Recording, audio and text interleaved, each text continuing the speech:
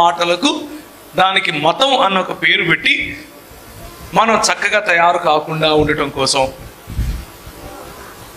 మనము శుభ్రంగా కనిపించకుండా ఉండటం కోసం పరిమితమైన అవసరమైన లేకపోతే సాంస్కృతికంగా సామాజికంగా ఆమోదయోగ్యమైన అలంకరణ చేసుకోకుండా ఉండాలని ఇలాంటి కొన్ని మిత్స్, కొన్ని అపోహలు మన మధ్యకు వస్తూ ఉంటాయి.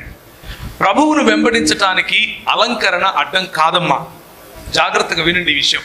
ముఖ్యంగా చెల్లెళ్ళు మీతోనే మాట్లాడుతున్నాను.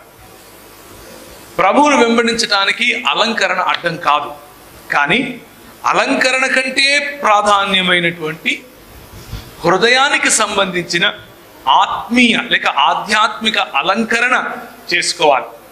ఉన్నవి తీసేయమని చెప్పట్లేదు, వాటికంటే ప్రధానమైన అలంకరణను చేసుకోండి అని చెప్తున్నారు. అంతేకాని మతం నెత్తికెక్కిన వాళ్ళు ఏం చెప్తారు అంటే, నువ్వు చక్కగా తయారవుతే నిన్ను ప్రభువు తృణీకరిస్తాడు అని చెప్తారు. అది పాపం అని చెబుతారు. అది పాపం కాదు. ప్రభువు నిన్ను ప్రేమిస్తున్నాడు, నువ్వు ఎలా ఉన్నా ప్రేమిస్తున్నాడు. బాయ్స్కు ఇంకొక సమస్య ఉంటుంది. ఏంటి అని అంటే, ప్రోటీన్ తాగి పొద్దున్న నుంచి సాయంత్రం వరకు జిమ్లో ఫుల్ కండలు పెంచేస్తే నా కండలు చూడవలనన్న గుండెలు ఉండవలే అని డైలాగు కూడా, అవునా కదా? అలాంటిది చేస్తే నేను లోకంలో ఉన్నాను అన్న ఫీలింగ్ మీకు ఉంటుంది. అలా ఏమీ లేదు. Exercise is good, being fit is good. ఫిట్గా ఉండటం తప్పు లేదు, ఫిట్గా ఉండటం మంచిది. Go on a jog every morning. వీలైతే రోజు ఉదయం ఒక జాగ్కి వెళ్ళండి. వీలైతే రోజు నీకు ఇష్టం వచ్చిన మష్రూమ్ కట్ నువ్వు కొట్టుకో, ఇబ్బంది ఏం లేదు. దానికి యేసు ప్రభువుకు సంబంధం లేదు. సంబంధం లేదు అని అంటే దాని కారణంగా యేసు ప్రభువు నిన్ను తృణీకరించడు, దాని కారణంగా యేసు ప్రభువు నిన్ను స్వీకరించడు. అది ఆధ్యాత్మికమైనటువంటి విషయంలో నిన్ను వెనుకబాటుకు తీసుకుని వెళ్ళదు. నీ జిమ్ ఈజ్ ఓకే, నీ ఎడ్యుకేషన్ ఈజ్ ఓకే, నీకున్న టార్గెట్స్ ఓకే, నీకున్న ఉద్యోగం ఓకే. చాలామంది ఇలా కూడా అనుకుంటారు, నేను ఇప్పుడిప్పుడే డిగ్రీ పాస్ అయ్యాను, ఉద్యోగానికి వెళ్తున్నాను, మార్కెటింగ్ అనే జాబ్ నాకు వచ్చింది, మార్కెటింగ్ జాబ్ చేస్తే దేవుడు నన్ను స్వీకరించడు, ఎందుకంటే అందులో అబద్ధాలు చెప్పాలి. ఎప్పుడన్నా వచ్చిందా మీకు ఇలాంటి ఆలోచన? కానీ మీరు చేసే పనిని నమ్మకంగా ప్రభు కోసం చేస్తే ఏ పనైనా సరే దేవుని వాక్య నియమానికి విరుద్ధంగా లేని ఏ పనైనా సరే ప్రభువు మిమ్మల్ని స్వీకరిస్తాడు, ప్రభువు మిమ్మల్ని ఆదరిస్తాడు. అందులో ఇబ్బంది ఏమీ లేదు. సో ఇలాంటి కొంటి సాకులు చెప్పి ప్రభువుకు దూరంగా ఉండకండి. ప్రభువుకు దూరంగా ఉంటే you are missing a lot of fun. చాలా ఆనందాన్ని మీరు మిస్ అవుతున్నారు ప్రభువుకు దూరంగా ఉంటే. ఒకవేళ సో మీరు దూరంగా ఉండాల్సిన అవసరం లేదు. ధైర్యంగా ప్రభువుతో ముందుకు నడవండి, ధైర్యంగా ప్రభువుతో సంబంధాన్ని కలిగి ఉండండి. మీతో ఎవరైనా వచ్చి చెబితే మీరు ప్రభువుకు దగ్గరగా లేరు, నువ్వు లోకంలో ఉన్నావు అన్నటువంటి తీర్పు తీరుస్తే, రోమీయులకు రాసిన పత్రిక 14వ అధ్యాయం ప్రకారం వారు లెక్క చెప్పాలి, మీరు కాదు. మనం చదువుకునేటటువంటి థీమ్ ప్రకారం వారు లెక్క చెప్పాలి. కానీ అమ్మ కానీ పెట్టిండ్రా అయిపోయింది అనుకుంటున్నారా? కానీ అన్నాడంటే ఇంక ఇప్పటి నుంచి ఉంటుంది మనకు అనుకుంటున్నారా? అట్లేం లేదు. కానీ మన బట్టలు, మనం ఎక్కడ సమయాన్ని వెచ్చిస్తున్నాం, మనం దేనికి ఎక్కువ ప్రాధాన్యతనిస్తున్నాం అన్న దానిలో స్పష్టత ఉండాలి, చాలా స్పష్టత ఉండాలి. మనము మంచి బట్టలు వేసుకోవటం తప్పు కాదు, ఫ్యాషనబుల్ బట్టలు వేసుకోవటం తప్పు కాదు. కానీ ప్రభువు కంటే ఎక్కువగా ఫ్యాషన్ను ప్రేమించడం తప్పు. మనం మన పిల్లలను ప్రేమించడం తప్పు కాదు, మనం మన చదువును ప్రేమించడం తప్పు కాదు, మనం అందంగా కనబడటం తప్పు కాదు, మనం అలంకరించుకోవటం తప్పు కాదు, మనం చక్కటి భర్త కోసం ప్రార్థించటం తప్పు కాదు.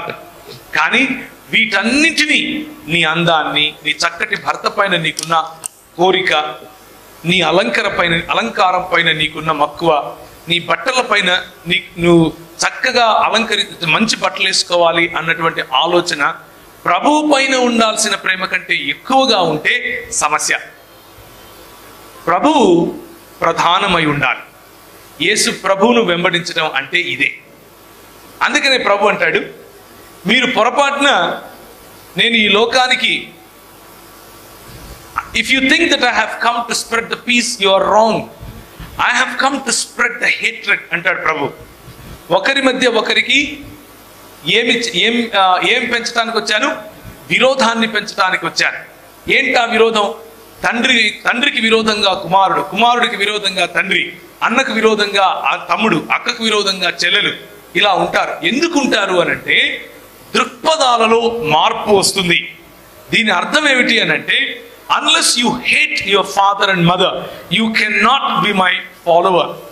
మీరు నా నామమును బట్టి మిమ్మును మీరు త్యజించుకోకపోతే, మీ సంబంధాలను త్యజించుకోకపోతే, మీ తల్లిదండ్రుల కంటే ఎక్కువగా నన్ను ప్రేమించకపోతే, మీ బంధుమిత్రుల కంటే ఎక్కువగా నన్ను ప్రేమించకపోతే మీరు నాకు సరితూగరు, మీరు నా రాజ్యమునకు సరిపోరు అని ప్రభు చెప్తున్నాడు. దాని అర్థం వాళ్ళందరినీ తృణీకరించడం కాదు, దాని అర్థం వాళ్ళందరినీ విడిచిపెట్టడం కాదు. దాని అర్థం ఏమిటంటే వీరందరికంటే ప్రభువుని ఎక్కువగా ప్రేమించడం, వీరందరికంటే ప్రభువుని ఎక్కువగా ప్రేమించడాన్ని ప్రభు కోరుకుంటున్నాడు. అటువంటి రిలేషన్షిప్ లోనికి ప్రభు నిన్ను పిలుస్తున్నాడు. Let me tell you one thing my brother, my sister. ప్రభువును వెంబడించడం అన్నది సరళమైనటువంటి పని, సరళమైనటువంటి విశ్వాసము. కానీ ఆ సరళమైనటువంటి విశ్వాసము కూడా తిన్నని త్రోవ, సన్నని త్రోవ. ఈ త్రోవలో అందరూ నడవలేరు, ఈ త్రోవలో అందరూ రాలేరు. ఆ త్రోవలోనికి వెళ్ళటానికి ముందే కూర్చుని దానికి అయ్యే లెక్కలు చూసుకోవాలి. నేను ఈ మూల్యం చెల్లించగలనా అని చూసుకోవాలి. ఆ మూల్యం చెల్లించగలిగితేనే అందులో కాలు పెట్టాలి. మూల్యం చెల్లించలేకపోతే కాలు పెట్టడం వద్దు. ఎందుకు అనంటే ఇది మతం కాదు. మీకు వ్యాక్సిన్ అంటే ఏంటో తెలుసా? వ్యాక్సిన్ ఏంటి? వ్యాక్సిన్ అంటే ముందు ఏం వినపడ్డంలా, డిసీజ్ రాకముందునే ప్రికాషన్ తీసుకోవడం. ఏంది ఆ ప్రికాషన్? కలరాకు వ్యాక్సినేషన్ ఎక్కడి నుంచి వస్తుంది? కలరా నుంచి వస్తుంది. పోలియోకు వ్యాక్సిన్ పోలియో నుంచి వస్తుంది. స్మాల్ పాక్స్కి వ్యాక్సిన్ స్మాల్ పాక్స్ నుంచి, చికెన్ పాక్స్కి వ్యాక్సిన్ చికెన్ పాక్స్ నుంచి వస్తుంది. అంటే నీ శరీరం పోరాడగలిగినంత అమౌంట్లో ఆ రోగాన్ని నీకు ఎక్కిస్తారు. నీ శరీరం దాన్ని పోరాడటం నేర్చుకుంటుంది. కాబట్టి ఆ రోగము మిగిలిన దానితో సమానమైన మిగిలిన రోగం రానివ్వకుండా ఈ రోగం పోరాడుతుంది. అది వ్యాక్సినేషన్కి ఉన్నటువంటి గొప్పతనం. అర్థమవుతుందని నేను చెప్పింది. మీకు కలరాకు కనుక వ్యాక్సిన్ ఇస్తే కొంచెం కలరా మీ శరీరంలోకి వచ్చేస్తుంది, కొంచెం జ్వరం వస్తుంది, జ్వరం వెళ్ళిపోతుంది. ఇప్పుడు మీ శరీరం తయారుగా ఉంది. ఎందుకు? ఆల్రెడీ కలరా ఉంది కాబట్టి ఇంకా కలరాని తీసుకోదు. ఇది వ్యాక్సినేషన్ వెనకున్నటువంటి మిస్టరీ. ఇలాగే మతం కూడా. మీరు పుట్టినప్పటి నుంచి మీకు ఏమలవాటు అవుతుందంటే, ముఖ్యంగా ఎంతమంది క్రైస్తవ కుటుంబాల్లో పుట్టి పెరిగారు? చేతులు ఎత్తండి. క్రైస్తవ కుటుంబాలలో పుట్టి పెరిగారు. మీ తల్లిదండ్రులు క్రైస్తవులు, మీ అమ్మ నాన్న క్రైస్తవులు, వాళ్ళు చర్చికి వెళ్తారు. ఇంతేనా? మిగిలిన వాళ్ళందరూ కాదా? మిగిలిన వాళ్ళందరూ ఏంటి?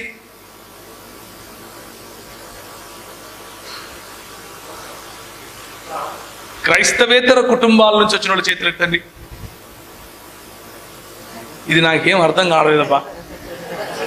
a+b² = a²+b²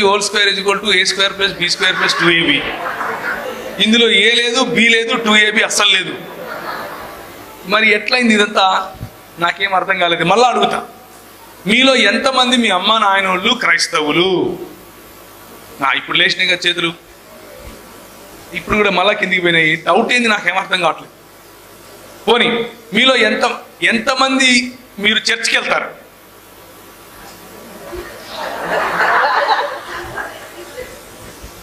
ఎంతమంది చిన్నప్పటి నుంచి చర్చికి వెళ్తున్నారు?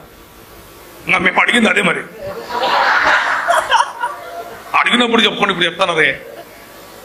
ఎందుకు అడిగానంటే చిన్నప్పటి నుంచి మనకు ఈ మతంలో ఉండే భాష తెలుసు.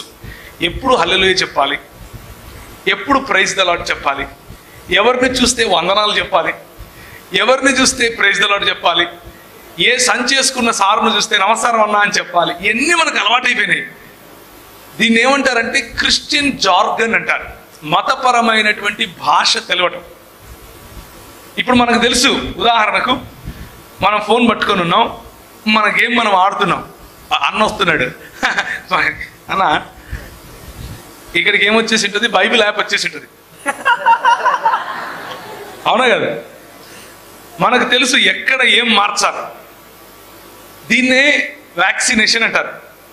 మనకు ఆల్రెడీ తెలుసు. ఇంకా ఎక్కువ మతం లోపల రాకుండా ఉండడానికి ఆల్రెడీ కొంచెం మతం ఎక్కించేసుకున్నాం మనం. కాబట్టి ఈ మతాన్ని దూరం నుంచే చూసి సంతోషిస్తూ ఉంటాం. ఈడ పాస్టర్ నిలబడుకొని చెప్తా ఉంటాడు, ఆయన నెక్స్ట్ ఏం చెప్తాడో కూడా మన వాళ్ళకి తెలుసు. చర్చిలో నెక్స్ట్ వారం ఎవరు వస్తున్నారో తెలిస్తే ఆ వారం అసలు చర్చికి వెళ్ళాలో లేదో కూడా డిసైడ్ చేసుకుంటాం ముందే. అవునా కదా? మెసేజ్ చెప్పే పాస్టర్ను చూసి ఎప్పుడు నిద్రపోవాలో డిసైడ్ చేసుకుంటాం. మెసేజ్ చెప్పే అన్నం చూసి ఏ టైంలో ఇంటర్వెల్ ఇస్తాడు, ఏ టైంలో ఈయన పాట పాడతాడు, ఏ టైంలో ఈయన లాస్ట్ ఫైట్ చేస్తాడు, ఏ టైంలో ఈయన ఫస్ట్ ఫైట్ చేస్తాడు, అన్ని తెలుసు మనకు. దీన్నే ఏమంటారు అని అంటే మతాన్ని బాగా తెలుసుకోవటం, మతాన్ని ఎక్కించుకోవటం. ఇలాంటి వాళ్ళు ప్రభువును వెంబడించడానికి చాలా కష్టం, చాలా కష్టం. ఎందుకు అని అంటే వాళ్ళు చిన్నప్పటి నుంచి చూస్తూనే ఉన్నారు వాళ్ళ అమ్మ నాయనలని, చిన్నప్పటి నుంచి చూస్తూనే ఉన్నారు వాళ్ళ పాస్టర్లని, చిన్నప్పటి నుంచి చూస్తూనే ఉన్నారు మతంలో ఉన్న రాజకీయాన్ని, చిన్నప్పటి నుంచి చూస్తూనే ఉన్నారు సంఘంలో ఉన్న కుళ్ళిపోయినటువంటి మతాన్ని. చూసి చూసి చూసి ఇదంతా మాకు తెలుసులే బో అనుకుంటారు మనసులో. చూసినాంలే, దేవుడు నీ కోసం రక్తం కార్చాడు, మాకు తెలీదు, మాకు తెలీదు. ఇప్పుడు నువ్వు వచ్చి చెప్పాలా? చిన్నప్పటి నుంచి వింటున్నాం ఇక్కడ 20 ఏళ్ళ ఇండస్ట్రీ, 20 ఏళ్ళ ఇండస్ట్రీ ఇక్కడే కూర్చొని వింటున్నాం. చిన్నప్పటి నుంచి మాకు చెప్తున్నావు అనే ఎక్స్ప్రెషన్ మనసులో ఉంటుంది మీకు. కానీ మతానికి దేవుని రాజ్యానికి చాలా తేడా ఉంది. దేవుని రాజ్యం వేరు, మతం వేరు. మతం సామాజికంగా నిన్ను ఒకటి చేస్తుంది, కానీ దేవుని రాజ్యం నిన్ను ఈ 66 పుస్తకాల్లో ఉన్నటువంటి యేసు ప్రభువు పట్ల నిబద్ధతనిస్తుంది. యేసు ప్రభువుతో ప్రేమలో పడతావు. యేసు ప్రభువుతో you will fall in love with Jesus. You will have a live relationship with Jesus. మతంలో ఉన్నట్లుగా డూస్ అండ్ డోంట్స్ కంటే ఎక్కువ నీ హృదయాన్ని యేసు ప్రభువుకు నచ్చేట్లుగా పెట్టుకోవడానికి ఇష్టపడతావు. దేవుని రాజ్యంలో విప్లవం ఉంటుంది. దేవుని రాజ్యంలో సమాజం పట్ల స్పృహ ఉంటుంది. దేవుని రాజ్యంలో సమానత్వం ఉంటుంది. దేవుని రాజ్యంలో నేను పాస్టరు ఒకటే అన్న దృక్పథం ఉంటుంది. దేవుని రాజ్యంలో మన బలహీనతలు మనం చూస్తాం. మతంలో మన బలహీనతలు కప్పిపెట్టుకోవటం కోసం మతాన్ని కప్పుకుంటాం. దేవుని రాజ్యంలో ఆనెస్టీ అంటే నిజాయితీ ఉంటుంది, కానీ మతంలో నిజాయితీ కనిపించదు. బయటకి ప్రీచింగ్ ఒకటి ఉంటుంది, లోపల జీవితం ఇంకొక రకంగా ఉంటుంది. కాబట్టే యంగ్ పీపుల్, ముఖ్యంగా యువకులు, యువత మొత్తం కూడా మతాన్ని చూసి ప్రభువును దూరం పెడుతుంది. మతాన్ని చూసి ప్రభువుకు దూరంగా ఉండేందుకు లెక్కలు వేసుకుంటుంది. కానీ let me invite you my brothers, my sisters, ఈరోజు ఉదయం నేను మిమ్మల్ని ఆహ్వానిస్తున్నాను. యేసుక్రీస్తు మతాన్ని స్థాపించడం కోసం ఈ లోకానికి రాలేదు. క్రైస్తవం అనేది మతం. లోకంలో లోక దృక్పథంలో క్రైస్తవం అన్నది ఒక మతం. కానీ యేసు ప్రభు యొక్క రాకడ మతం కట్టడం కోసం కాదు, రాజ్య స్థాపన కోసం జరిగింది. దేవుని రాజ్యాన్ని స్థాపించడం కోసం ఆయన వచ్చాడు. ఏంటి రాజ్యం అంటే, ఇప్పుడు నేను వెళ్ళి ఎలక్షన్లలో నిలబడాలా అని అనుకుండేది పొరపాటు. ఆ రాజ్యం అంటే ఏంటో సింపుల్గా చెప్తాను, వినండి. మధ్యాహ్నం మీకు ప్రశ్నలుంటే అడగండి, ఇప్పుడే ప్రశ్నలు రాసుకోండి. ఎందుకు ఈ మార్గమే ఎన్నుకోవాలి, మిగిలిన మార్గాలు ఎందుకు ఎన్నుకోకూడదు, లేకపోతే మిగిలిన మార్గాలు ఎన్నుకుంటే నాకేమొస్తుంది, నాకేం పోతుంది అన్న విషయాన్ని కొంచెం చూద్దాం. నేను చాలా ఏండ్లు ఖురాన్ చదివాను, చాలా ఏండ్లు భగవద్గీత, భాగవతం, రామాయణం మరియు మహాభారతం లాంటి ఇతిహాసాలు మరియు పురాణాలు చదివాను.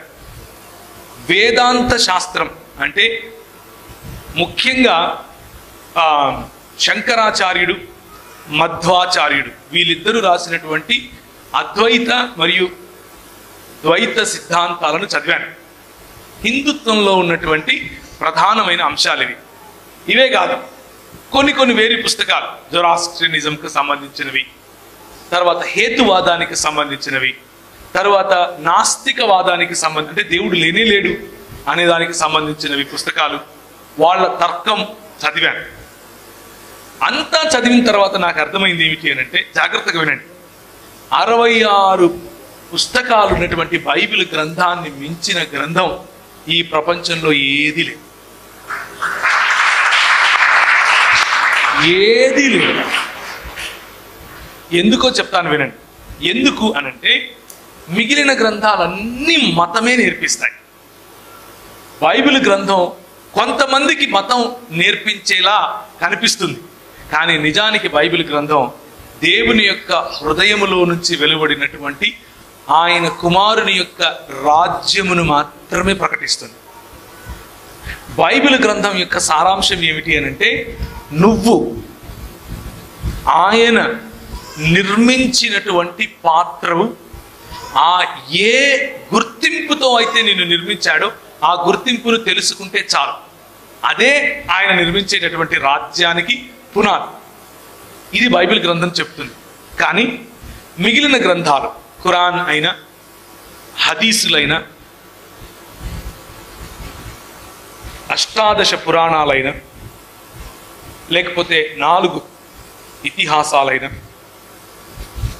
ఇవన్నీ కూడా ఏం నేర్పుతాయంటే, భగవంతునికి అనుసంధానంగా ఉండటానికి, భగవంతుణ్ణి మెప్పించటానికి నువ్వేం చేయాలి అన్నవి నేర్పుతాయి. ఎంతగా మతం ఇలాంటి విషయాలు నేర్పుతుంది అని అంటే, భయంకరంగా నేర్పుతుంది. నువ్వు ఎలాంటి బట్టలు వేసుకోవాలో చెబుతుంది, నువ్వు ఎలా తలదువ్వుకోవాలో చెబుతుంది, నువ్వు ఎలా భోజనం చేయాలో చెబుతుంది, నువ్వు ఎలా 1కి 2కు వెళ్ళాలో చెబుతుంది. ఖురాన్ చెబుతుంది. నేను చదివాను కాబట్టి చెప్తున్నాను మీకు ఈ విషయం. ఎలా కళలు ఎలాంటివి కనాలో చెబుతుంది, ఎలాంటి భాష మాట్లాడాలో చెబుతుంది. అంటే నియంత్రణ అంటే అర్థం ఏంటి? కంట్రోల్. మతము నిన్ను కంట్రోల్ చేస్తుంది. శుక్రవారం నాడు ఆయన ఒక పట్టిక బిల్లం తీసుకో, ఒక టెంకాయ తీసుకుని రా నాయన, ఒక 30 ప్రదక్షిణాలు కొట్టి నా దగ్గరికి వస్తే, తాంబూలం పెట్టి నాకు ఇచ్చావనుకోని నేను అచ్చింతలేసి నేను ఆశీర్వదిస్తాను. అప్పుడు నీకేమొస్తుంది? నీ శ్రాద్ధం, నీ పిండా కూడా వస్తుంది. అర్థమైందా? ఇది మతం నేర్పుతుంది. కానీ దరిద్రం ఏంటంటే, మన సంఘాల్లో కూడా పంతులు మొదలయ్యారు. మన సంఘాల్లో కూడా సంభావన కార్యక్రమాల కోసం పంతులు మొదలయ్యారు. కాకపోతే వాళ్ళు అక్కడ నాయన కామరథం విష్ణు అని అక్కడ అంటారు, ఇక్కడేమో దేవుడి బిడ్డ, పరిశుద్ధమైన దేవుడు నిన్ను పిలుచుచున్నాడు, నీవు శుక్రవారం నాడు తలంటి స్నానం చేసుకుని వచ్చి ప్రార్థించిన ఎడల అని ఇక్కడ మొదలు పెడతాడు. ఇది మతం నేర్పించేందుకు, నిన్ను నియంత్రించేందుకు పెట్టేటటువంటి కట్టడలు. ఇవి చూసి ఒకవేళ నువ్వు యువకునిగా, యువతిగా యేసు ప్రభు దగ్గరికి వస్తే, ఇదిగో ఇలాంటి తంతులన్నీ ఉంటాయి అని నువ్వు అనుకుంటే, యేసు ప్రభు ఇలాంటివి ఏం చెప్పలేదు. Jesus is not about religion. Jesus is not about controlling you. Jesus is not about dictating you. నిన్ను నియంతృత్వ పాలనలోకి నిన్ను పాలించటం కోసం ఆయన ప్రభువుగా రాలేదు. ఖురాన్లో నువ్వు ఎలాంటి బట్టలు వేసుకోవాలో చెప్తుంది. ఉదాహరణకు స్త్రీలు ఎలాంటి బట్టలు వేసుకోవాలి, వాళ్ళ ముఖం కేవలం కన్నులు మాత్రం కనిపించేలా ఉండాలి, వాళ్ళ శరీరంలో దుప్పట్లు కప్పుకొని తిరగాలి, వాళ్ళ పాదాలు కనిపించద్దు, వాళ్ళ అరచేతులు కూడా కనిపించద్దు. ఇంకా ఏం కనిపించాలరా నాయన, అసలు వాళ్ళు బతికెందుకు ఉండాలి అన్నటువంటి ప్రశ్న వస్తుంది. ఎందుకు అనంటే, ఎందుకయ్యా ఎందుకు అలా ఉండాలి అనంటే, సల్లల్లాహు అలైహి వసల్లం ఏమంటారంటే, ఏం నవ్వుతున్నారు? వాళ్ళ ప్రవక్తను అలాగే పిలవాలండి, అందుకే అలాగే పిలిచాను. ఏమంటారంటే, నువ్వు వేసుకునే బట్టల కారణంగా ఎదుటివాడు పాపములో పడతాడేమో. ప్రభు అంటాడు, నువ్వు పాపంలో పడకుండా నీ మనసును కంట్రోల్ చేసుకో. మతం ఏం చెప్తుంది? నువ్వు ఎదుటివాడితో పాపం చేయకుండా నీ ఒళ్ళు కప్పుకో అని చెప్తుంది. ఇది తేడా ప్రభువుకు మతానికి. మతం మన జీవితాల్లో కట్టడులు పెడుతుంది, ప్రభువు మన జీవితాలకు స్వాతంత్రాన్ని ఇస్తాడు. సౌండ్ తగ్గించారా? ఏం కాదు, నేనేం అటెండ్ చెప్పను. దగ్గర పెట్టుకోవాలా? ఓకే, సారీ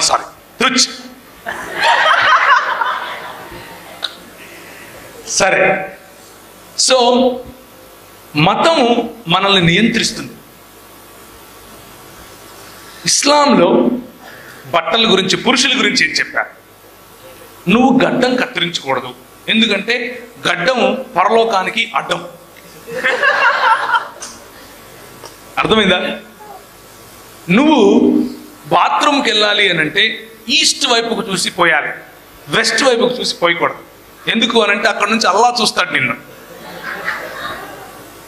మతం అర్థమవుతుందా? మతం.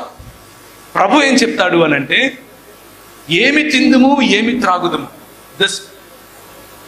పరలోక రాజ్యము తినుటయు త్రాగుటయు కాదు, భోజన పానీయములు కాదు. ఏమింది? Righteousness, peace and joy in the holy ghost. నీతియు సమాధానమును మరియు పరిశుద్ధాత్మనందలి ఆనందం. ఇది ప్రభు యొక్క రాజ్యం, పరలోక రాజ్యం, యేసు ప్రభువు యొక్క రాజ్యం. స్వాతంత్రమునిస్తుంది. అలాగే హైందవ గ్రంథాల్లో కూడా ఇలాంటి మాటలే రాస్తారు. నువ్వు పుట్టినప్పుడు ఒక రకంగా, ముఖ్యంగా స్త్రీల పట్ల, నువ్వు పుట్టినప్పుడు తండ్రి నియంత్రణలో ఉండాలి, పెరిగేటప్పుడు అన్న నియంత్రణలో ఉండాలి, పెండ్లైనప్పుడు భర్త నియంత్రణలో ఉండాలి, చచ్చిపోయేటప్పుడు కొడుకు నియంత్రణలో ఉండాలి, అంతేకాని స్త్రీకి స్వాతంత్రం ఇవ్వకూడదు అని హైందవ గ్రంథాలు చెప్తాయి, మనుస్మృతి చెప్తుంది. ఎందుకు అనంటే మతం అలాగే చూస్తుంది. మతం వివక్షను తీసుకొస్తుంది. మతం స్త్రీ పురుషుడు అన్న వివక్ష తీసుకొస్తుంది. మతం ప్రాంతము పేరిట వివక్ష తీసుకొస్తుంది. మతం భాషా ప్రాతిపదికన వివక్ష తీసుకొస్తుంది. మతం నువ్వు చేసే పనుల మీద ఆధారంగా నువ్వు గొప్పవాడివా తక్కువ వాడివా నిన్ను తీర్పు తీరుస్తుంది. మతం నీ రంగును ఆధారంగా చేసుకొని నీ జాతి గొప్పదా తక్కువదా సూచిస్తుంది. ఇలా మతం పెట్టేదంతా కూడా, నేర్పేదంతా కూడా వివక్ష.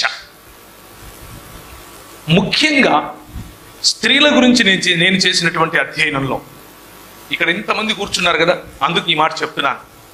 స్త్రీల గురించి నేను చేసిన కొద్దో గొప్ప అధ్యయనంలో నాకు అర్థమైంది ఏమిటి అని అంటే, 66 పుస్తకాలు ఉన్నటువంటి బైబిల్ గ్రంథం తప్ప మిగిలిన ఏ మత గ్రంథంలోనూ స్త్రీకి దేవుడు తన పోలికను, తన స్వరూపాన్ని ఇవ్వలేదు.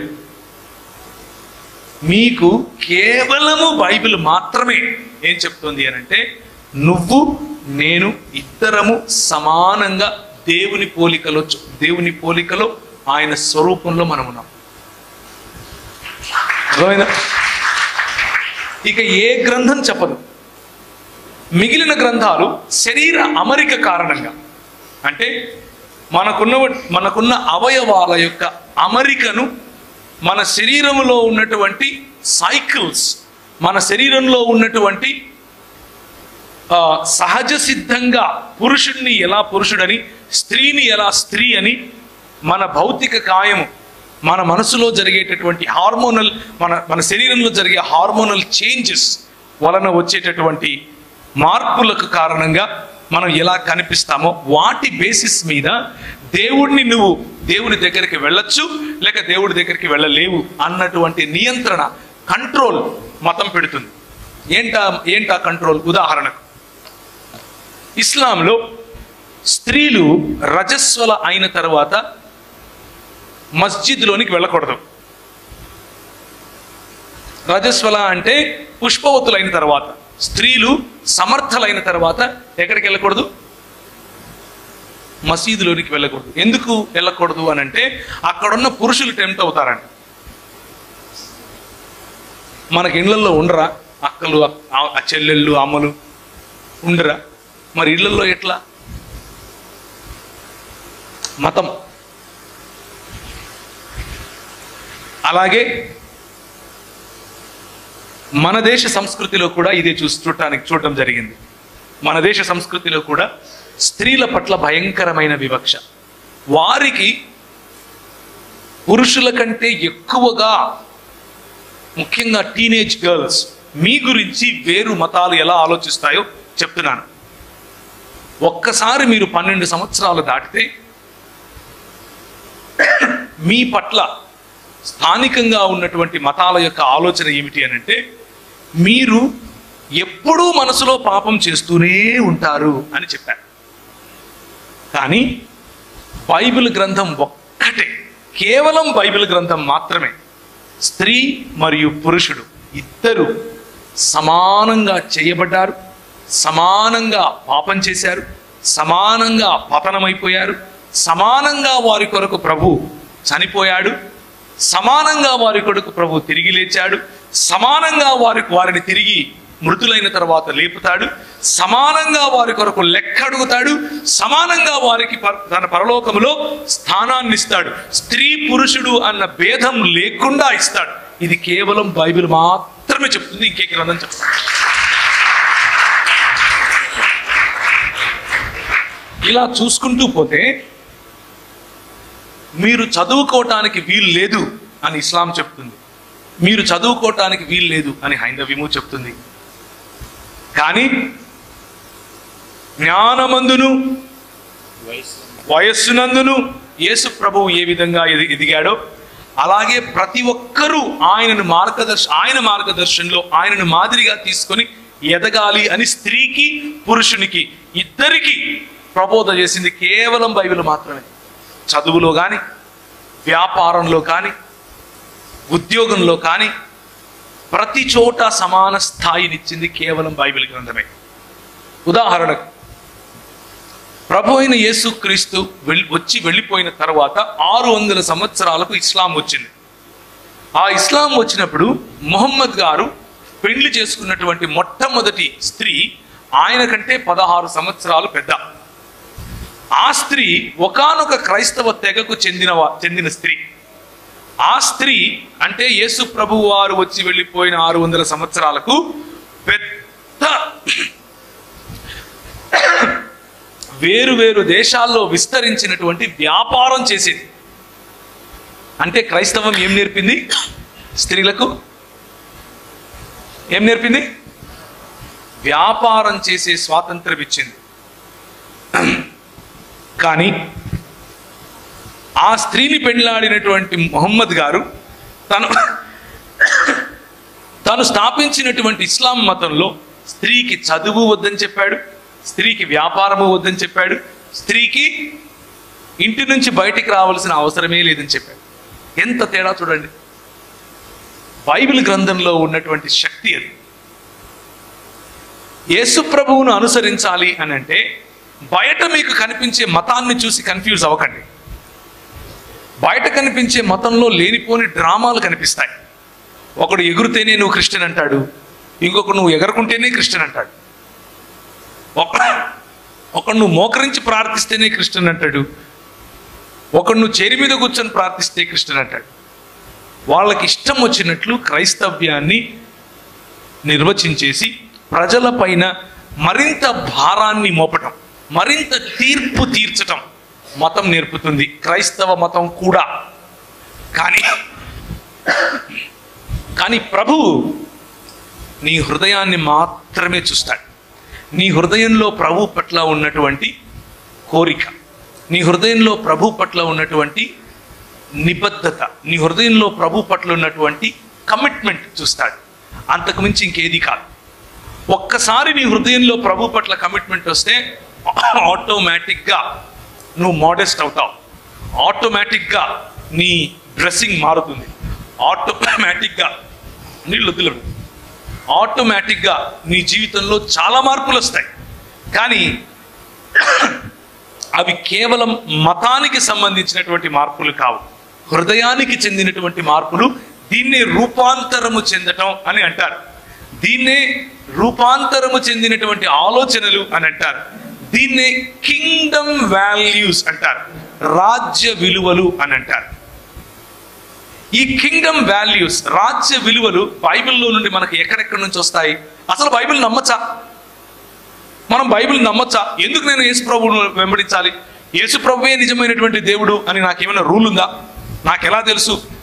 థ్యాంక్ యూ, చల్లగా ఉన్నాయి వద్దులే. యేసు ప్రభువే నిజమైన దేవుడు అని నాకేంటి? రాముడు ఎందుకు కాదు? కృష్ణుడు ఎందుకు కాదు? అల్లా ఎందుకు కాదు? ఈ ప్రశ్నలు మీకు ఉంటాయి కదా. మనము ముఖ్యంగా క్రైస్తవ్యంలో పుట్టి పెరిగినటువంటి, ఎక్కువగా సంఘాలకు అంటే చర్చిలకు వెళుతూ ఉన్న తర్వాత కూడా మనకున్నటువంటి అనేక ప్రశ్నల్లో ఈ ప్రశ్నలు కూడా ఉంటాయి. యేసు ప్రభువునే నేను ఎందుకు నమ్మాలి? యేసు ప్రభువే దేవుడని ఏంటి రుజువు అని అంటే, నేను ఇంతవరకు చెప్పినటువంటి కారణాలు, బైబిల్ గురించినటువంటి కారణాలు, దాని కారణంగా బైబిల్ చెప్పే మాటలు సత్యం అని మనం అర్థం చేసుకోవచ్చు. అంత మాత్రమే కాదు, అది మాత్రమే కాదు, బైబిల్లో నేను కనీసం ఒక 6 సంవత్సరాలు స్పెండ్ చేసి బైబిల్లో ఉన్న తప్పులు వెతకడం కోసం ప్రయత్నం చేశాను. 2002 నుంచి 2008 వరకు, 2002 నుంచి 2008 వరకు నేను ముస్లింలతో చేసే డిబేట్స్ కారణంగా వాళ్ళు అడిగే తప్పులు, వాళ్ళు చూపించే బైబిల్లో ఉన్న రంధ్రాలు, ఇలాంటివన్నీ వెతికి మొత్తం చూస్తే బైబిల్లో ఒక్కటంటే ఒక్క తప్పు కూడా కనపడలేదు. ఒక్కటి ఇంటర్నల్గా లేదు, ఎక్స్టర్నల్గా కూడా లేదు. ఇంటర్నల్గా ఉన్నటువంటి తప్పులకు మనం సమాధానం చెప్పచ్చు, ఎక్స్టర్నల్గా ఉన్న సైన్స్, సో కాల్డ్ సైన్స్ అడిగే ప్రశ్నలకు సమాధానం చెప్పచ్చు. బైబిల్లో తర్కానికి విరుద్ధంగా, సైన్స్కి విరుద్ధంగా, అంటే ఎస్టాబ్లిష్డ్ సైన్స్కి విరుద్ధంగా ఒక్క మాట అంటే ఒక్క మాట కూడా లేదు. కానీ మిగిలిన గ్రంథాల్లో వందలకు వందలు చూపించవచ్చు, వందలకు.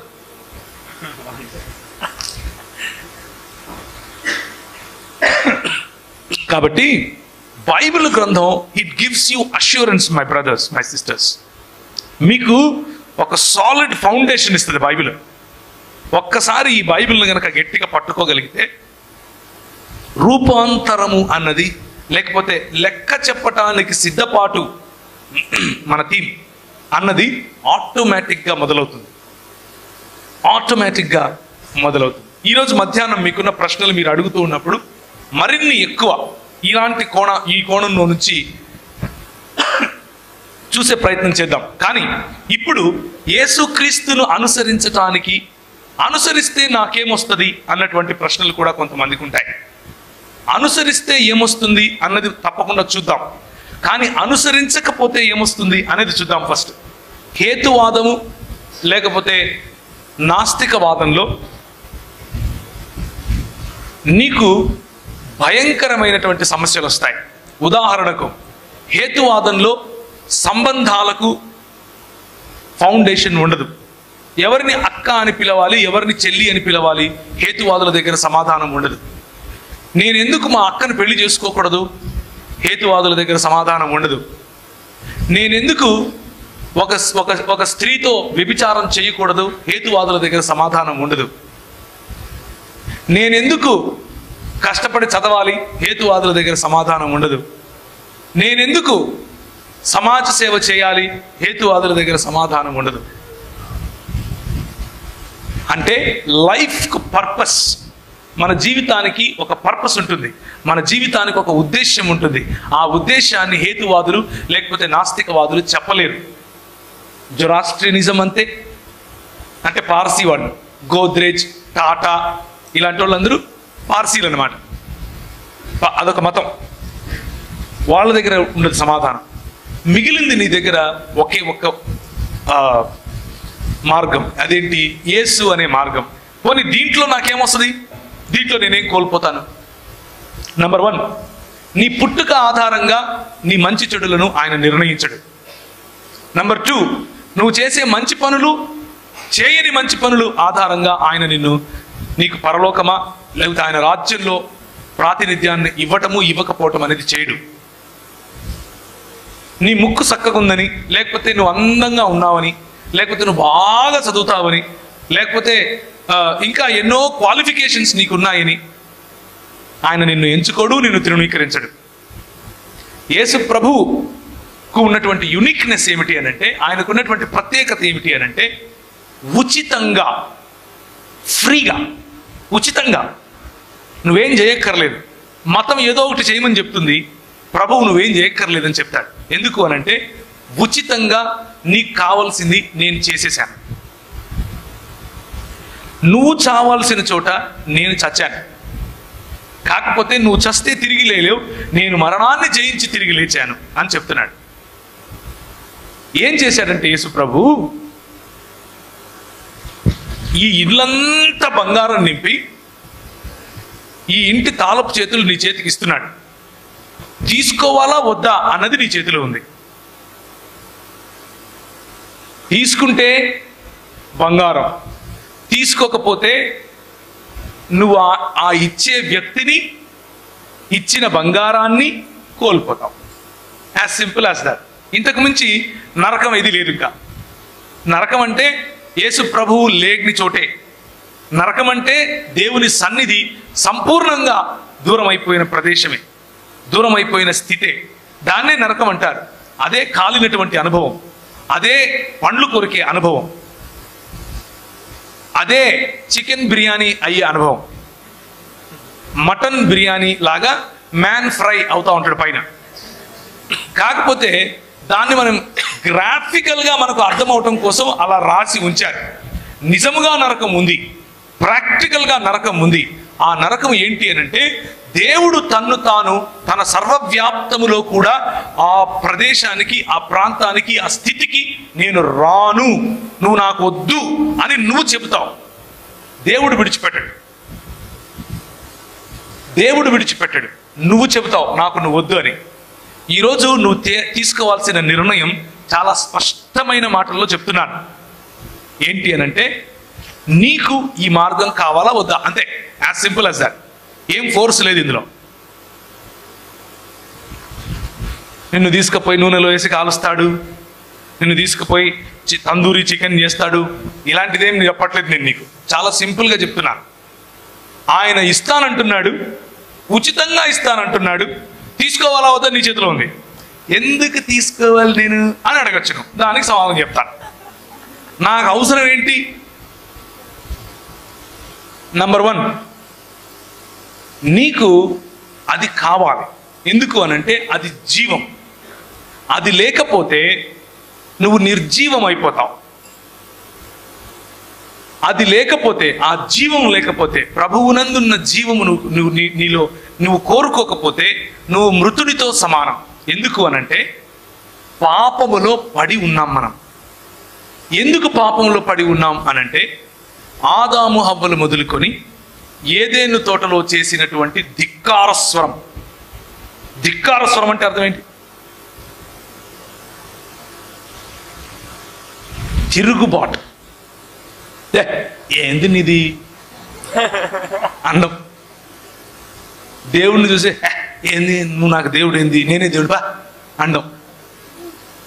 అలా అన్న కారణంగానే మనం దేవుడు ఇచ్చినటువంటి ప్రాతినిధ్యాన్ని, దేవుడిచ్చినటువంటి అధికారాన్ని, దేవుని యొక్క మహిమను, దేవుని కుటుంబములో పౌరసత్వాన్ని లేకపోతే కుటుంబ సభ్యత్వాన్ని కోల్పోయాం.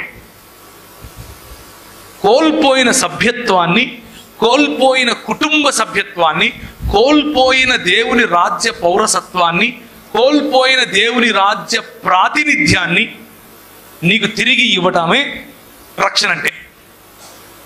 రక్షణ అంటే అంతే. రక్షణ అంటే యేసు ప్రభువుతో సంబంధం. రక్షణ అంటే యేసు ప్రభువుతో ఫ్రెండ్షిప్. రక్షణ అంటే యేసు ప్రభువులో ఫ్యాషనబుల్గా బ్రతకడం. రక్షణ అంటే యేసు ప్రభు ఫ్యామిలీలో భాగం అవటం. రక్షణ అంటే యేసే నీకు ఫ్యూచర్ అవటం. రక్షణ అంటే యేసే నిన్ను ఫ్లైట్స్ లేకపోతే హైట్స్లోనికి తీసుకెళ్తాడు అన్న నమ్మకం. దాన్నే కింగ్డమ్ లైఫ్ అని పిలుస్తారు, రాజ్యములో ఉన్న జీవం అని పిలుస్తారు. మిగిలింది నీ సొంత జీవం. నీ సొంత జీవంలో తర్కం ఉండదు. నీ సొంత జీవంలో మీనింగ్ అంటే దానికి సార్థకత ఉండదు. నీ సొంత జీవనంలో నువ్వు అనుకుంటావు మౌజ్ మస్తీ కరో, ఎంజాయ్ కరో, ఘర్ పే జాకే సోజావ్. అది చెయ్యొచ్చు. అది యేసు ప్రభువులో చేస్తే ఇంకా మజా ఉంటుంది, చాలా మజా ఉంటుంది. యేసు ప్రభువులో ఆ యేసు ప్రభువును నమ్ముకుంటే నేను ఆనందంగా ఉండలేను, నేను ఎంజాయ్ చేయలేను అని ఎవరైనా అనుకుంటూ ఉంటే మీకు చెప్పిన సువార్త తప్పుడు సువార్తే. నిజానికి యేసు ప్రభువును నమ్ముకుంటే చాలా ఎంజాయ్ చేస్తారు, మామూలు కాదు. నేను ఇందోర్ పోతానని పొమ్మని ప్రభు చెప్పాడు కదా, నేను ఇందోర్ బయలుదేరానని చెప్పాను కదా, నాకు ఆతాహై జాతాహై మాత్రమే వచ్చని చెప్పాను కదా. వెళ్ళాను, సాయంత్రం రాత్రి 10 గంటలకు దిగాను. చలి, నాకేం తెలుసు ఆ ఊర్లలో అంత చలి ఉంటుందని. నేను మామూలుగా పోయినా, అక్కడేమో గడగడ గడగడ గడగడ ఉనికి చలి. నేను జాకెట్ లేదు నా దగ్గర. జాకెట్ అంటే ఆడోళ్ళు వేసుకునేది కాదు, అంటే మీరు మళ్ళీ అట్లా ఆలోచిస్తారేమో అని. మగోళ్ళు వేసుకునే జాకెట్ ఉంటుంది కదా, అది లేదు. రైల్వే స్టేషన్లో 3 రాత్రులు పడుకున్నాను ఆ చలిలో. ఎందుకో తెలుసా? ఎంజాయ్ చేశాను చలిని.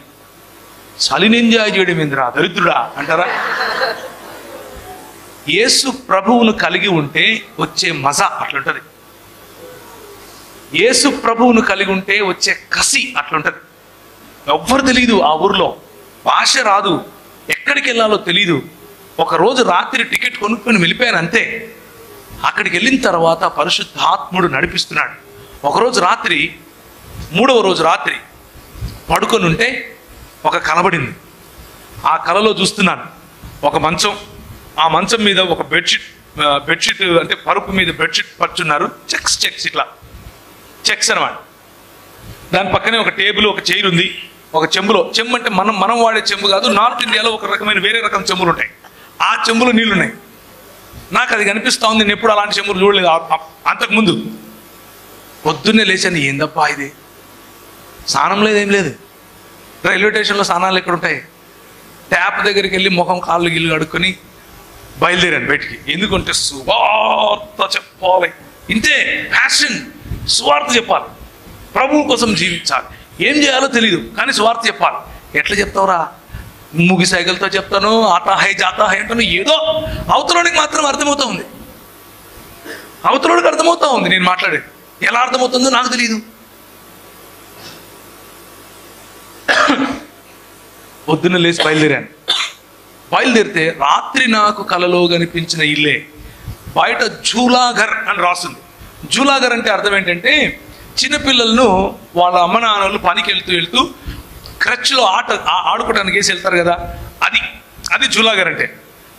జూలాఘర్ అంటే ఏందో నాకు తెలియదు. వెళ్ళాను, ఆ ఇంటి దగ్గరికి వెళ్ళి తలుపు తట్టాను. ప్రభు వెళ్ళమన్నాడు, వెళ్ళాను. జైన్లు వాళ్ళు, జైన్ కుటుంబానికి చెందిన వాళ్ళు బయటికి వచ్చారు. ఆమె బయటికి వచ్చింది, ఏం కావాలా అని అడిగింది. నాకంత తెలియదు కదా, అన్ని మూగు సైకిలే. రూమ్ హోనా అన్నాను. పైనుంది చూసుకోపోయింది. పైనుంది చూసుకోపోయింది. నేను ఎవరో తెలియదు. 3 రోజులు స్నానం లేదు, ఏం లేదు, అడక్క తినేవాడిలాగా ఉన్నాను. ప్లాట్ఫారం మీద పండుకుంటే ఎట్లుంటారు? కంపు కొడతా ఉన్నాను, ఆమె పోయి రూమ్ చూసుకోపో అంటా ఉంది. పైకి వెళితే అదే మంచం ఉంది, అదే పరుపు, అదే చెక్స్తో పరిచిన దుప్పటి, చెంబు, దాన్ని ఏమంటారు, ఆ టేబుల్, చైర్. చూశాను, నాకేం అర్థం కాలేదు. ఏంది రాత్రి దీన్ని చూసినాను కదా, దేజావు ఏమో అనుకున్నా. దేజావు తెలుసు కదా మీకు, అంటే సిచ్యువేషన్ జరుగుతూ ఉంటే ఇది నాకు తెలుసు అనిపిస్తూ ఉంటుంది. దేజావు ఏమోలే అనుకున్నా. కిందికి వచ్చాను. కిందికి వస్తే ఆమె అడిగింది, డబ్బులున్నాయా అంది. పైసా నై అన్నా. లేవు. డబ్బులు లేకుండా మీ ఇంటికి వచ్చి నాకు రూమ్ కావాలంటే నువ్వేం చేస్తావు? నాకే జాబ్ అంటావు కదా, ముందు బయటికి పోరా అంటావు. ఆమె ఎవరో తెలీదు నాకు, నేనెవరో ఆమెకు తెలీదు. కానీ ఆమె ఏమంటుంది అని అంటే, నో ప్రాబ్లం, నీకు వచ్చినప్పుడు అన్నది భోంచేసావా అని అడిగింది. లేదమ్మా, లేదు తినలేదన్న. అదిగో ఎదురుగా మెస్ ఉంది, అడిగిపోయి నా పేరు చెప్పంటాం. నాకేం అర్థం కావట్లేదు, ఏంది ప్రభా ఇది, నేను బతికే ఉన్నానా కలనా ఇది అనుకుంటున్నాను. నాకు భాష రాదు, నా అవతారం చూస్తేనేమో అడక్క తినేవనిలాగా ఉన్నాను, వస్తేనేమో ఈమె ఎవరో జైన్ లామా. ఆ జైన్ లామా వాళ్ళ ఇంట్లో నాకు ఉండడానికి ప్లేస్ ఇచ్చి ఎదురుగా వెళ్ళి మెస్సులో భోజనం చేసి వస్తే డబ్బులు లేవంటే మీ అమ్మ పంపించినప్పుడు ఇవ్వంటదా? ఎట్లా సాధ్యం ఇది? It is possible with God. దేవునితో అది సాధ్యం.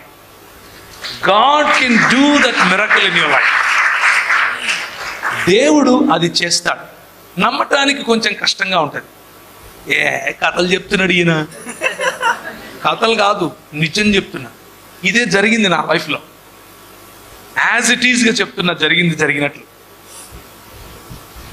ఇందోర్లో నేను ఎక్కడికి వెళ్ళానో తెలియదు, ఏ ప్రాంతంలో దిగానో తెలియదు, భాష రాదు, ఏ ఇంటికి వెళ్ళాలో తెలియదు. కానీ ప్రభు నడిపించాడు, ప్రభు ఇప్పించాడు. ఆ తర్వాత MBA కాలేజ్లో, ఆ రోజుల్లో ఆ కాలేజ్ 32వ ర్యాంక్ భారతదేశంలో, దాంట్లో ర్యాంక్ వచ్చింది. చదువుకున్నాను. 11 సంవత్సరాలు అక్కడ ఉన్నాను. 11 సంవత్సరాలు అక్కడ ఉండి పరిచర్య, వ్యాపారం, ఉద్యోగం అన్నీ చేసుకుంటూ మధ్యలో ఎంటర్ ది సెకండ్ డ్రాగన్, నా భార్య వచ్చింది. ఫస్ట్ డ్రాగన్ ఏమైంది, నా గుండె పగిలింది, 10 ముక్కలే. అక్కడ ఎంటర్ ది సెకండ్ డ్రాగన్, ఈమె వచ్చింది. ఈమె వచ్చిన తర్వాత నాకు పాప పుట్టింది. నేను దేవుని కోసం పని చేస్తున్నా. కానీ పాప పుట్టిన 20 రోజులకు హాస్పిటల్కి తీసుకెళ్తే, ఎందుకు తీసుకెళ్ళాము అంటే ఆమెకు విరోచనాలు అవుతున్నాయి. ఎందుకు ఇది అని తీసుకెళ్తే డాక్టర్ అన్నాడు, విరోచనాలు ఏమైనా తగ్గిపోతాయి, కానీ ఈమెకు గుండెలో టెట్రాలజీ ఆఫ్ ఫాలో అనే ఒక రోగం ఉంది అని చెప్పి. టెట్రాలజీ ఆఫ్ ఫాలో అంటే ఏంటిది? ఏదో అన్ని భాషలాగా ఉంది అనుకున్నాను. మీరు సినిమాలు ఒకవేళ భూమి పుట్టక ముందు వచ్చిన సినిమాలు చూస్తుంటే, అంటే మీరు పరిశుద్ధులే, మీరు చూడరు. నాలాంటి వాళ్ళు అప్పుడప్పుడు ఇలాంటివి, అంటే నేను చిన్నప్పుడు చూశాను కదా, గీతాంజలి అనే సినిమాలో హీరోయిన్కి ఉంది కదా, అదే రోగం నా పాపకు కూడా ఉంది. అది ఆ రోజుల్లో, అంటే ఆ సినిమా రిలీజ్ అయిన రోజుల్లో దానికి ఆపరేషన్ లేదు, చచ్చిపోవాల్సిందే. టెట్రాలజీ ఆఫ్ ఫాలో అనగానే ఆ రిపోర్ట్స్ తీసుకుని నేను, నా భార్య, నాకు ఒక పాత డొక్కు కారు ఉండేది, ఆ డొక్కు కారులో వస్తున్నా. కళ్ళల్లో నీళ్లు కారిపోతున్నాయి. దేవునికి వ్యతిరేక భావం, దేవుని పట్ల తిరుగుబాటు. How can you do this? నువ్వు ఎట్లా చేస్తావు ప్రభా నాకు ఇది? నేను నీ కోసం ఇల్లు ఇడిచిపెట్టి, మా ఊరు ఇడిచిపెట్టి, హైదరాబాద్ ఇడిచిపెట్టి పరిచర్య చేయనీకి వచ్చి ఇందోర్లో ఉండి మినిస్ట్రీ చేస్తూ ఇంత చేస్తుంటే నువ్వు నా బిడ్డకు డిఫెక్ట్తో పుట్టిస్తావా? And I had too many complaints. వాక్యం చెప్తున్నాను, చర్చికి వెళ్తున్నాను, సేమ్ మతం ఫుల్ వాక్యం, ఫైర్, లోపల మాత్రం దేవుని పట్ల వ్యతిరేక భావం, దేవునితో పోరాటం, కొట్లాట. How can you do this to me? నాకు ఎందుకు? నన్ను ఇలా ట్రీట్ చేయటానికి నీకు మనసు ఎలా వచ్చింది? చేస్తే గీస్తే నాకు చేయొచ్చు కదా, చిన్న బిడ్డకి ఎందుకు చేశావు అన్న ప్రశ్న. అలా ప్రశ్నించుకుంటూ 2.5 సంవత్సరాలు దేవుని సన్నిధిలోనే ఉంటూ దేవునితో కొట్లాడుతూ బ్రతికాను. భయంకరమైనటువంటి పరిస్థితి అది, ఎవరికీ రాకూడదు. స్ట్రగుల్. అలాంటి స్ట్రగుల్లో ఉన్నప్పుడు కూడా ప్రభు మళ్ళీ నన్ను తిరిగి నిర్మించేటప్పుడు అన్నాడు, నీ బిడ్డకు నువ్వు తండ్రివి అని నువ్వు అనుకుంటున్నావు, నీ బిడ్డ నీకంటే ఎక్కువగా నాకు ఇంపార్టెంట్ అని చెప్పాడు. అందుకు యేసు ప్రభువును వెంబడించండి అంటున్నాను. He is a living God. ఆయన జీవము గల దేవుడు. ఈ రోజుకు మాట్లాడతాడు.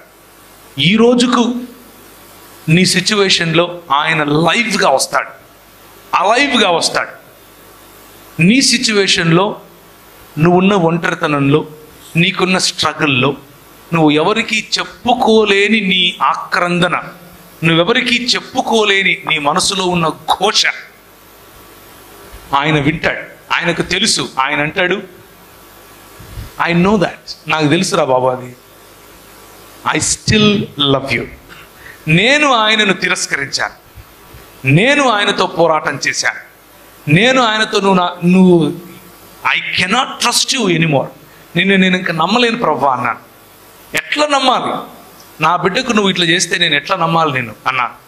కానీ ప్రభు అన్నాడు, నీకు కాదు, నీకంటే ఎక్కువ నాకు బిడ్డ. నువ్వు నేర్చుకోవాల్సింది చాలా ఉంది. తండ్రి హృదయం అంటే ఏంటో నీకు తెలియాలి. నీ బిడ్డకు గుండెలో చిల్లు లేకపోతే గుండెలో రంధ్రం ఉంటేనే నువ్వు ఇంత బాధపడుతున్నావు కదా, మరి నీ జీవితంలో ఉండే చిల్లులు, నీ జీవితంలో ఉండే రంధ్రాలు, నీ జీవితంలో ఉండే ఈ బలహీనతలు చూసి నేనెంత బాధపడుతున్నాను అని ప్రశ్నించాడు. నీకు అధికారం లేని నీ బిడ్డ పైననే నీకంత మక్కువ ఉంటే, నిన్ను సృష్టించిన నాకు నీ పైన నీ బిడ్డ పైన ఇద్దరిపైన మక్కువ కదా, మరి నీ బతుకేంటి ఇలా ఉంది అని నన్ను తీర్పు తీర్చాడు, ప్రశ్నించాడు. ఆ ప్రశ్నకు సమాధానం లేక బోర్లా పడి ఏడ్చాను. ఇంక చాలు ప్రభు అని చెప్పాను. సుత్తి దెబ్బలు అంటే ఏంటో తెలుసా మీకు? లేకపోతే సమ్మెట దెబ్బలు అంటే ఏంటో తెలుసా? ఒక్కసారి ఇలా చెయ్యి పెట్టి పైనుంచి ఎవరన్నా సుత్తితో కొడితే ఎలా ఉంటుంది? అలా ఉంటుంది దేవునితో పోరాటం, దేవునితో struggle. And if you are going through today, నువ్వు అలాంటి ఇమోషనల్ స్ట్రగుల్ గుండా నువ్వు ఈరోజు వెళ్తూ ఉంటే, I want to encourage you. God is faithful. దేవుడు నువ్వు విడిచిపెట్టినా విడిచిపెట్టడు. మతం నువ్వు విడిచిపెడితే నీది కాకుండా పోతుంది. మతం నువ్వు విడిచిపెడితే నీ చేయి విడుస్తుంది. మతం నువ్వు విడిచిపెడితే నిన్ను వెలివేస్తుంది. మతం నాకొద్దు అని అనుకుంటే నిన్ను అంటరాని వాణ్ణి చేస్తుంది. మతం నేను చేయలేను అనంటే నీకు నరక ద్వారం చూపిస్తుంది. కానీ ప్రభువు ఒక్కసారి నీ చేయి పట్టుకుంటే, nobody can snatch you out of my hand అంటాడు. నా చేతిలో నుండి నిన్ను ఎవ్వడూ విడిపించలేడు అంటాడు. నా గొర్రెలు నా స్వరము వినును అంటాడు. ఈరోజు మధ్యాహ్నం చాలా ఏండ్ల నుంచి ఒకవేళ నీకు దేవునితో కంప్లైంట్స్ ఉంటాయి, దేవునితో పోరాటం ఉంటే, యేసు ప్రభువుతో ఇంకా ఆ స్ట్రగుల్లో నువ్వు ఉంటే, ఒక్కసారి ఆయనతో ఉన్న స్ట్రగుల్లోనే ఆయనతో మాట్లాడి చూడు. Jesus comes alive and speaks to you. ఆయన జీవము కలిగి నీతో మాట్లాడగలడు, నిన్ను ఇలా పట్టుకోగలడు. ఈ స్ట్రగ్లింగ్ లైఫ్ ఉంది చూసారా, ఈ సుత్తి దెబ్బలు సమ్మెట దెబ్బలు ఉన్నాయి చూసారా, చాలా కష్టం. Please don't go through it. యేసు ప్రభువు లేని జీవితం ఇక్కడ నీరు గారిన జీవితమే, నిత్యత్వంలోనూ నీరు కారిన జీవితమే. ఇక్కడ కోల్పోయిన జీవితమే, నిత్యత్వంలోనూ కోల్పోయిన జీవితం. యేసు ప్రభువును కలిగి ఉన్న జీవితం ఇక్కడ ఫలవంతమైన జీవితం, నిత్యత్వంలో కూడా ఫలభరితమైన జీవితం. అందుకనే ఆది కాండములో ప్రభు ఇచ్చినటువంటి వాగ్దానముతో కూడిన ఆశీర్వాదముతో కూడిన బాధ్యత ఏమిటి అంటే, ఫలించండి, విస్తరించండి, అభివృద్ధి చెందండి, భూమిని నిండించండి, దానిని లోబరచుకోండి లేక వశపరచుకోండి. God wants you to be the kings and queens. God wants you to rule over the world. ప్రపంచం పైన రాజ్యం చేయాలి మీరు అని ఆయన ఆశ. కానీ మనం ఎక్కడ ఆగిపోతాం? చిన్న చిన్న వాటిపైన మతాన్ని చూసి ప్రభువుకు దూరంగా ఉంటాం. మతము నిన్ను డిసప్పాయింట్ చేస్తుంది గ్యారంటీగా మై ఫ్రెండ్. కానీ దేవుని రాజ్యంలో నువ్వు రాజుగా, దేవుని రాజ్యంలో దేవుని రాజ్య ప్రతినిధిగా ఉండాలి అని నిర్ణయించుకుంటే he can make you the head, not a tail. ఒక కథ చెప్పి ముగిస్తాను. 2 అయిపోయింది, భోజనం చేయాలి. తిట్టుకోకండి, ఆకలి అవుతుంది, బంద్ చేయరా, చేసేస్తా. చిన్న కథ చెప్పి బంద్ చేస్తా. మీలో ఒక్కరు ఆవులు ఇచ్చినా కానీ కథ పూర్తిగా చేయకుండా మధ్యలోనే బంద్ చేస్తాను. ఎందుకంటే మీకోసం చెప్పేది, మీకు నిద్ర వస్తుంటే నేనెందుకు చెప్పాలి కదా. ఒకటికి బాతులు పెంచుకోవటం అంటే భలే ఇష్టం. బాతులు ఏం పెంచుకోవడం? రంగురంగు బాతులు తీసుకొచ్చుకుంటాడు, ఎర్రగా, బ్రౌన్ కలర్లో. ఈ కథ ఎక్కడికి వెళ్ళినా చెప్తాను నేను, ఒక 100 సార్లు చెప్పింటాను. అందుకే మళ్ళీ ఎవరన్నా విన్నారా మీలో? అయితే చెప్తాను. ఒకవేళ వినుంటే ఓకే. బాతులు పెంచుకోవటం భలే ఇష్టం. బాతులు పెట్టుకుని వాళ్ళ ఇంట్లో చిన్న సరస్సు కొలను లాంటిది పెట్టుకుని బాతులు పెంచుకుంటున్నాడు. కొన్ని వాటికి కొన్ని పేర్లు. ఒకటి పేరు సుబ్బి, ఒకదాని పేరు బుజ్జి, ఒకదాని పేరు ఇట్లా పేర్లు అనమాట. అమ్ములు, ఇంకా ఏం పేర్లు ఉంటాయి మన ఇళ్ళలో? చెప్పండి పేర్లు. బిందు, గుండు, బంటి,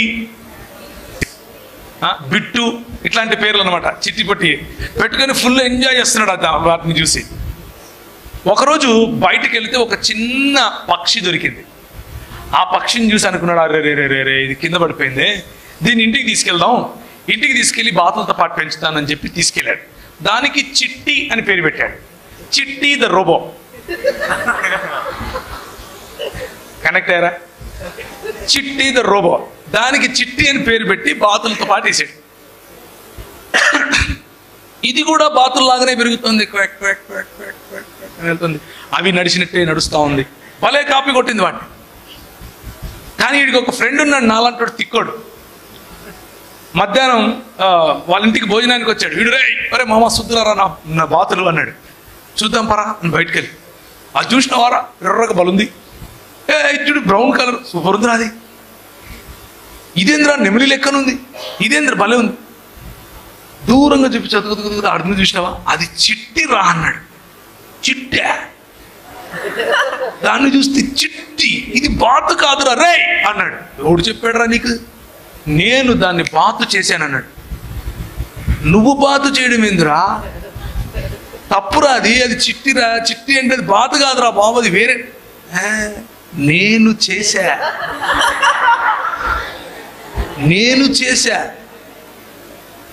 బాతులతో 20 years ఇండస్ట్రీ ఇక్కడ.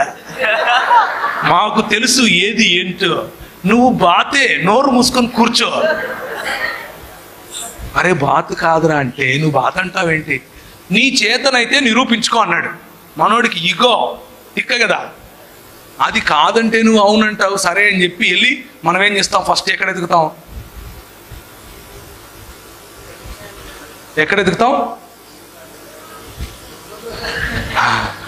మనకు తెలిసిన ఫస్ట్ తల్లి గూగులమ్మ తల్లి. అమ్మా గూగులమ్మ అని ఎతికాడు.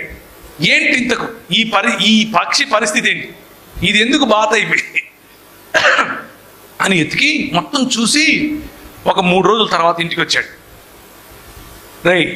ఈ పక్షి బాధ కాదురా అన్న, నిరూపించరా అన్నాడు. దాన్ని చేతిలోకి తీసుకుని కొంచెం అట్లా మసాజ్ కొట్టి దాని రెక్కలు కొంచెం అట్లా అట్లా అట్లా అట్లా అని దాన్ని పైకి విసిరేశాడు. కిందికి వచ్చేసి మళ్ళీ క్వాక్ క్వాక్ క్వాక్ క్వాక్ అని వెళ్తాం. అబ్బా ఇడేమో చేసినాడు, దీనికి మాత్రం వేసినాడు రా అనుకో. కొంచెం పైకి ఎక్కి దాని రెక్కలు ఇంకొంచెం తీసి ఇంకొంచెం పైకి ఎగిరేశాడు. పైకి ఎగిరేస్తే కొంచెం ఎగరటం మొదలుపెట్టింది. మనోడు గింజలేశాడు. Quack quack quack quack quack. ఈడు పైకి ఎగిరేను, ఈడు గింజలేను. గింజలేస్తుంటే అది చూసి గింజల కోసం కిందికి వస్తాం. ఎట్లా దీన్ని ఏం చేయాలి అని గూగుల్ తల్లి చెప్పినట్టు గుర్తెచ్చుకుని ఒక చిన్న గుట్టలాగా ఉంటే ఆ గుట్ట పైకి ఆ పక్షిని చేతికి తీసుకుని, మిట్ట మధ్యాహ్నం అయిపోయింది అప్పటికే, ఈయన ప్రయత్నం చేసి చేసి చేసి దాని కన్ను తెరిచి సూర్యునికి చూపించాడు. సూర్యునికి చూపించగానే ఆ పక్షి ఇలా ఎదిలించుకుని రెక్కలు చాపి ఎగరటం మొదలుపెట్టింది. మనోడు ఏం చేస్తున్నాడు? చిటి గింజలు గింజలు గింజలు వెళ్తా ఉంది. బుర్రు ఇది వెళ్ళిపోతుందిరా అని చెప్పి వానపాములు, చేపలు ఇలాంటివన్నీ తీసుకొచ్చేస్తున్నాడు. చిటి మేఘాలను చీల్చుకుని వెళ్ళిపోతా ఉంది.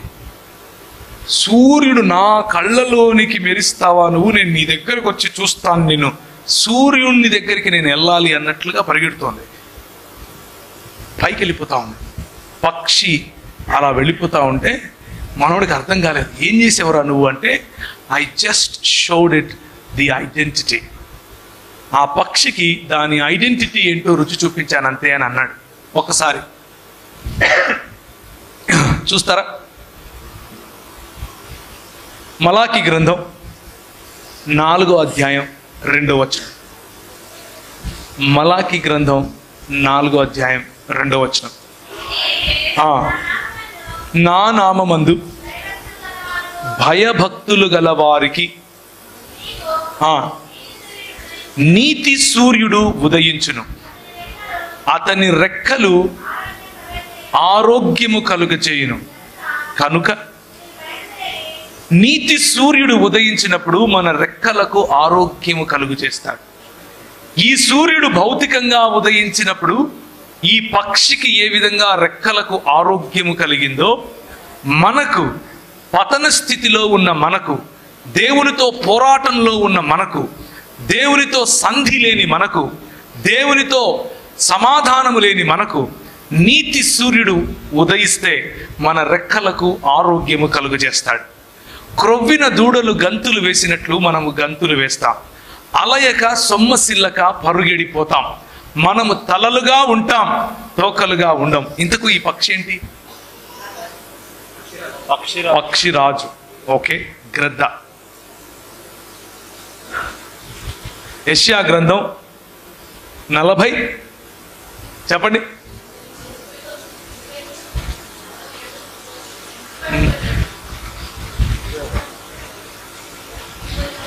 ఒకట 40 కరెక్ట్. చదవండి. యెహోవా కొరకు ఎదురు చూచువారు నూతన బలము పొందుదురు. వారు పక్షిరాజు వలె తమ రెక్కలు చాపి పైకి ఎగురుదురు కదా. వారు అలియక నడుయుదురు, సొమ్మసిల్లక నడిచిపోదురు. దిస్ ఇస్ నీతి సూర్యుడు మన జీవితంలో ఉదయించినప్పుడు మనము పక్షి రాజులము, బాతులము కాదు అని తెలుస్తుంది. మనల్ని బాతులుగానే ఉంచటం కోసం సమాజంలో వేరు వేరు ప్రయత్నాలు జరుగుతూనే ఉంటాయి.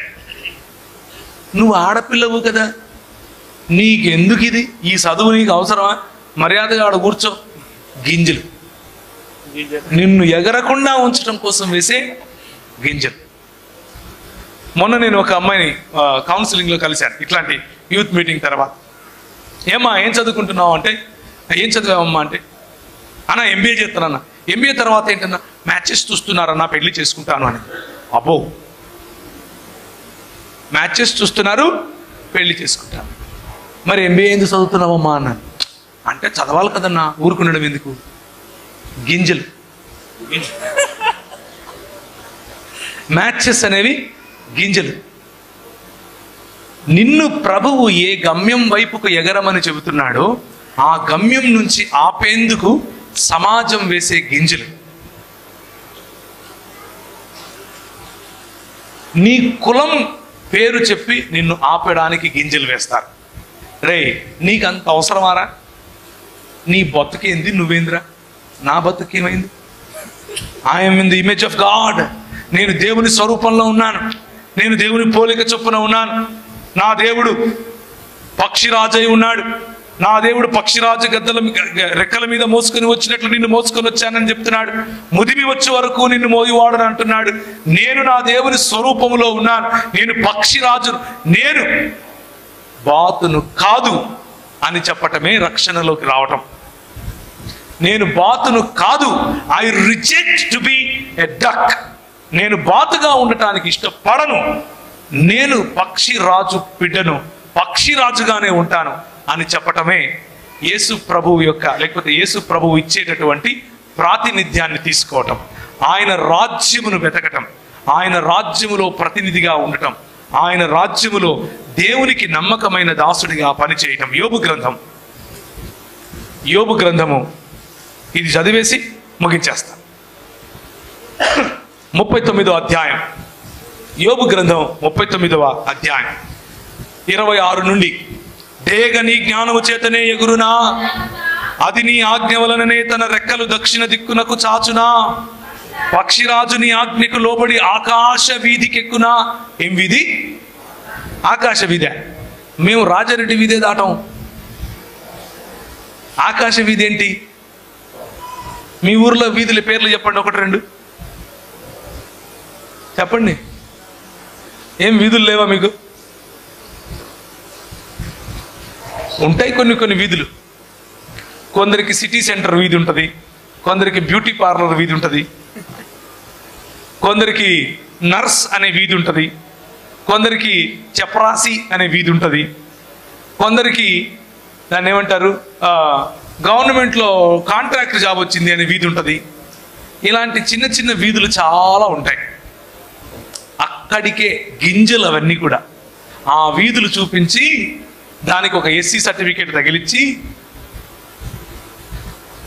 ఆ సర్టిఫికేట్లలోనే నిన్ను ముంచేసి నువ్వు ఎగురకుండా దేవుడిచ్చేటటువంటి అగ్రస్థానాన్ని, దేవుడిచ్చేటటువంటి శ్రేష్టమైన గమ్యాన్ని మర్చిపోయి అతి తక్కువ ఈ లోకానికి మాత్రమే పరిధిగా ఉండేటటువంటి గమ్యాన్ని ఎన్నుకొని ఉంటావు. ఆకాశ వీధి నీకెందుకు? యేసు ప్రభు నీకు ఇందుకు కావాలి. ఆకాశ వీధిలో ఎగరటానికి కావాలి. పక్షిరాజు నీ ఆజ్ఞకు లోబడి ఆకాశ వీధికి ఎగురునా, తన గూడు ఎత్తైన చోట కట్టుకొనునా, అది రాతి కొండ మీద నివసించును, కొండ పేటు మీదను ఎవరునూ ఎక్కజాలనంత ఎత్తైన చోట గూడు కట్టుకొడును, అక్కడి నుండియే తన ఎరను వెదుకును, దాని కన్నులు దానిని దూరము నుండి కనిపెట్టును, దాని పిల్లలు రక్తము పీల్చును. This is who we are, my brothers, my sisters. మనము కొండ పేటున బ్రతకటానికి పిలువబడ్డాం. మన ఎత్తైన చోటలో మన గూడు కట్టుకోవటానికి పిలువబడ్డాం. అక్కడి నుండే మన ఎర్రను చూడటానికి తీక్షణమైన కన్నులు కలిగిన వారముగా, దూర దృష్టి కలిగి ఉండటానికి పిలువబడ్డాం. చిన్న చిన్న గింజలకు ఆశపడటానికి పిలువబడలేదు. నీ చిన్న చిన్న గింజలు, గర్ల్ ఫ్రెండ్ అనే గింజ, బాయ్ ఫ్రెండ్ అనే గింజ నిన్ను ప్రభువు చూపించే గమ్యము నుంచి దూరం చేస్తూ ఉంటే, fly away and fly higher. నీ ఫ్యూచర్ ఈ ఫ్లైట్ లోనే ఉంది.